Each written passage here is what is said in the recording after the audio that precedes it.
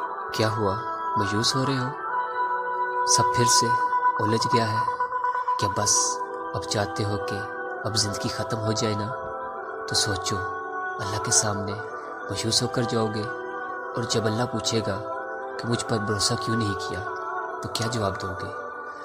ہاں، مسائل تھکا دیتے ہیں، میں جانتا ہوں، لوگوں کی باتیں دماغ میں زہر بھر دیتی ہیں، میں یہ بھی جانتا ہوں، لیکن یہ سب عارضی ہے۔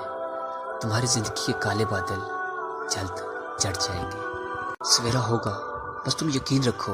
اللہ نے چیک کرنا ہے کہ یہ کتنا عرصہ مضبوط اور کتنی دیر برداشت اور صبر کرتا ہے۔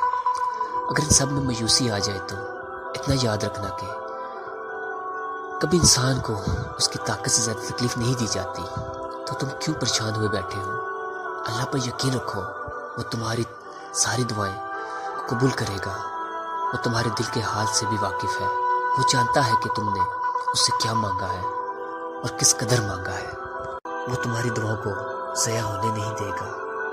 بس مایوس نہ ہونا اور مانگنے کا سلسلہ کبھی ختم نہ کرنا۔ اللہ خود فرماتا ہے کہ دعا دو طرح سے قبول ہوتی ہے، پہلی وہ جو آپ نے مانگی اور قبول ہو گئی، دوسری وہ جو آپ کے نصیب میں نہیں تھی، لیکن آپ اللہ سے اتنا مانگتے ہیں کہ اللہ اس چیز کو آپ کے نصیب میں لکھ دیتا ہے اور آپ کی دعا قبول ہو جاتی ہے۔ بس مایوسی نہ آنے پائے، اللہ بہت جلد ساری دعائیں قبول کرے گا۔